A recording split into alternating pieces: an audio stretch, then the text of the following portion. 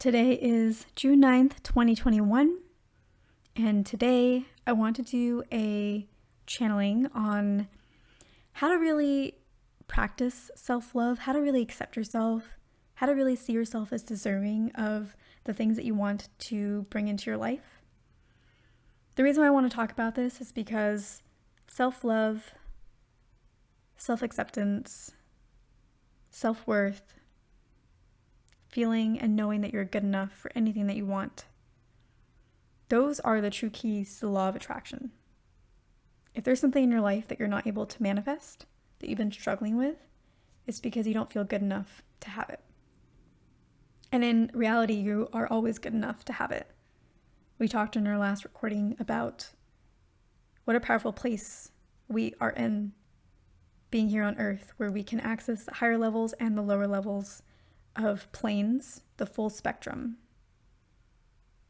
That we were entrusted with that kind of responsibility to be able to create or to destroy, to create good or to create bad, which is something that other beings don't have. Higher level beings can really only create good. Lower level beings can really only create bad. And here we are in the middle as true gods, being able to do whatever we will, whatever we wish. So we really can create anything that we want, but if you're struggling with it, it's because on some level you don't believe that you're good enough to have it. And that really is a belief that you are choosing. And I do feel like I will get into this more at some point, but I want to leave it there.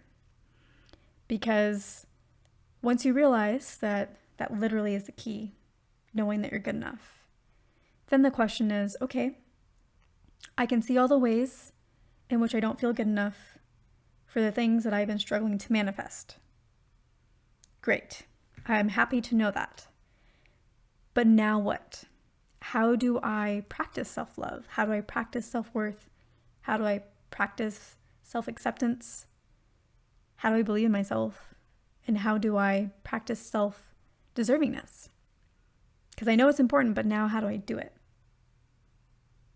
And so that is what I want to channel on today, to see what guidance we can get to help us in that endeavor. Because when we know that answer, we can, again, create anything that we want. So let's get into it.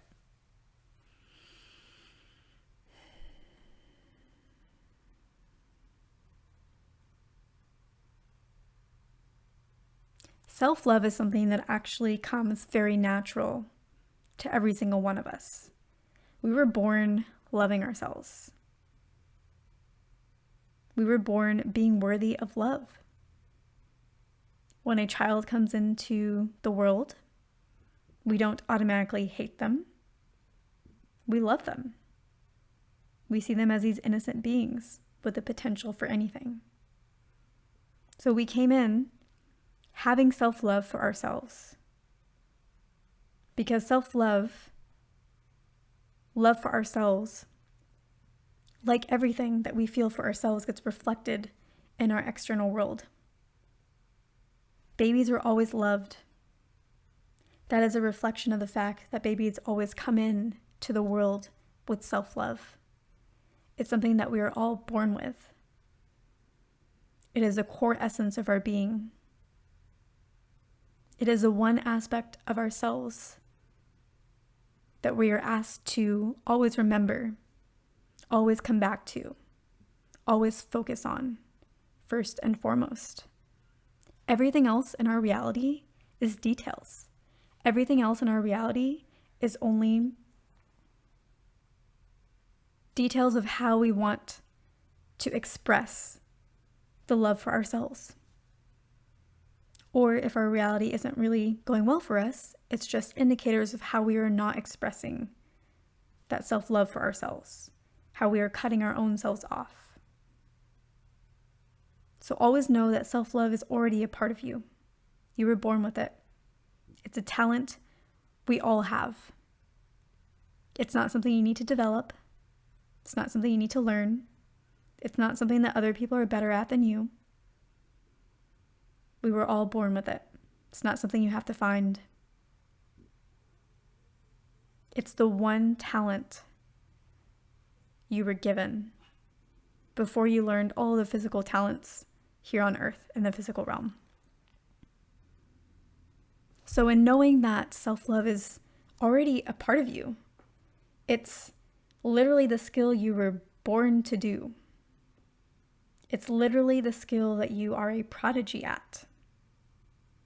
It's literally your purpose because you were born already knowing how to do it. It is the only thing that you ever need to do in this lifetime. It is the key to achieving all of your desires. Every time you have a desire, it causes you to stretch a little further. And every time you have to stretch, it causes you to believe and love in yourself again. And when you achieve that belief in the self, that love of the self, that's when it comes. So it is your only purpose. You can attribute anything that you want to do in this world, anything you want to achieve, anything you want to call your purpose. It doesn't matter what it is. Because no matter what you pick, you will always have to take the self-love journey. You will always have to bridge the gap of where you are and where you want to be. And that gap is always bridged through self-love, self-acceptance, self-worth, self-deservingness.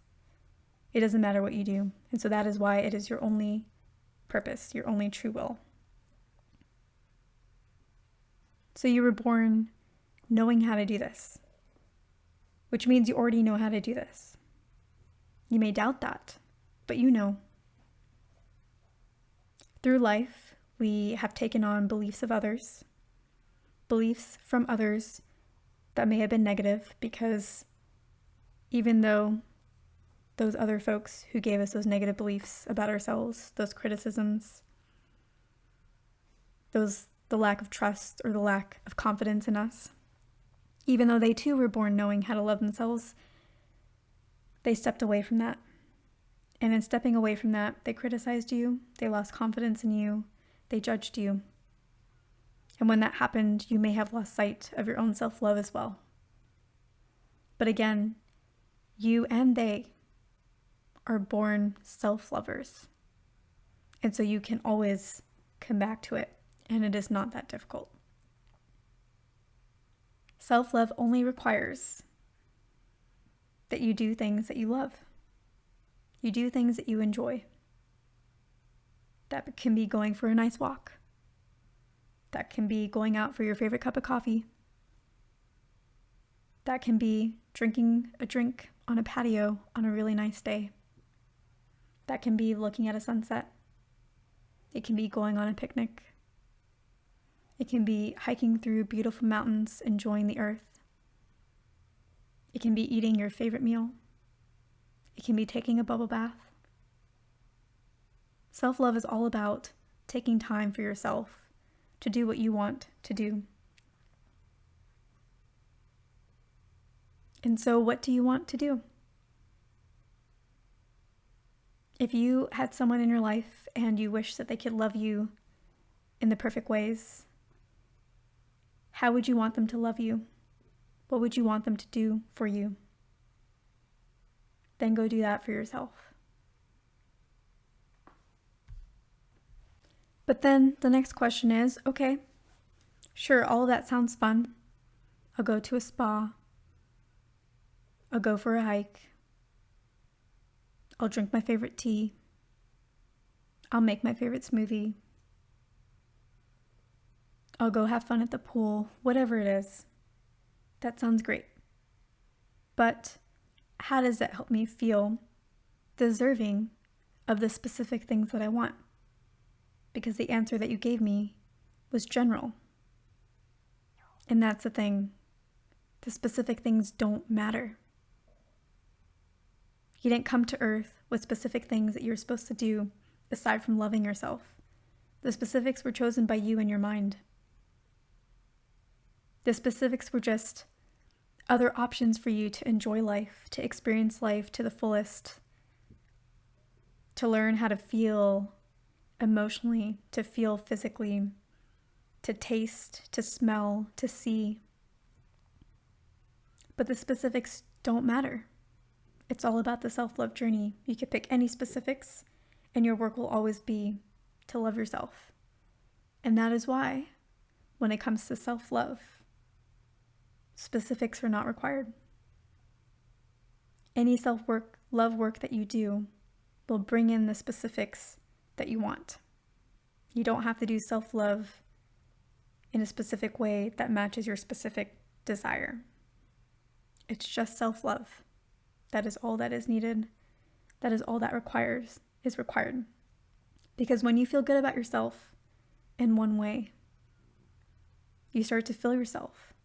You start to reconnect with your inner love for yourself. You start to reconnect with your inner truth, your core self. And every time that you do that, self-love grows. And it starts taking over everything that you want in life. So always make time for yourself. Always remember what you actually came here to do, which was to love yourself. And always remember that everything else is just details. Then the next question is, if there's no specifics, then why doesn't just practicing self-love attract all my desires? Why do I have a desire, practice self-love, achieve my desire, then have a new desire and have to practice self-love again? The answer to that is because at every single time that you have a new desire, you have grown into a new person. Previously, you were the version of yourself that didn't have your desire. Now you are the version of yourself that does have your last desire. You're also the version of yourself who doesn't have your next desire. But you are the version of yourself who has your last desire. That's who you have now become. And you are now in the process of becoming yet again. But now you are this person that you have become. You have new preferences. You have new experiences. You have a new point at which you are now looking at and perceiving the world. Through your journey between where you were without your manifestation and where you are now with your current manifestation, you learned a lot about yourself. You learned a lot more about your preferences here on earth. You learned a lot more about what you love and what you don't love, what you want and what you don't want. And every time that you notice something new that you want, it opens up a whole new way for you to love yourself, a whole new level. Whereas before, maybe you liked a particular kind of sandwich, and that was your way of loving yourself while you were trying to get the last manifestation. Well, maybe now you like a whole new kind of sandwich or a whole new kind of meal, and that's now your favorite thing. You have changed or evolved or grown or added to the ways that you can love yourself. You have expanded the different ways, the different options, the different specific things that you can do to love yourself. So you have expanded in terms of who you are by going from the person who didn't have what you wanted to the person who now has what you want. And you also grew in the number of ways that you can bring in love to yourself. And so each time that we have a new desire, we are expanding how much we can love ourselves. We're being asked to grow in the way that we see ourselves, in the way that we treat ourselves, even better than we did before. So yes, it may seem very simplistic, but know that as you're going on your manifestation journey, you're also going on your inner self-love journey. You're also growing in that way and showing yourself more and more love through more and more options. As you want to manifest more of the physical specifics, you also find more physical specifics on how to love yourself. And so for each level of manifestation, you will be called to love yourself even more and sometimes differently.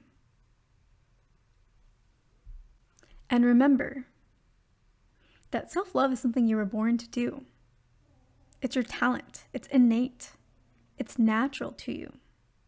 It's not supposed to be this thing that's confusing, that you have to figure out and puzzle out. It's the gift that you were born with. It's a talent that you have and the gift that you were given for your lifetime here on earth. So it's not supposed to be difficult. It's not supposed to be confusing. It's supposed to be very simple. All you have to do is decide what you most want to do in this moment. And then go do that. If you can't do that right now, then go do what you most want to do. Decide when you can. Decide when you will. If you're in a situation where you really can't do a lot of what you want to do, then see how you can find things that you like, at the very least, within the constraints of your current situation. And make the most of it. And when you do that, you will get your manifestations. And they will shift your life. And you will change your circumstances. And you will grow your position and your ability to be able to do more of the things that you love. Because ultimately, that's what this is all about. Being able to do the things that you love, have the things that you love, experience the things that you love.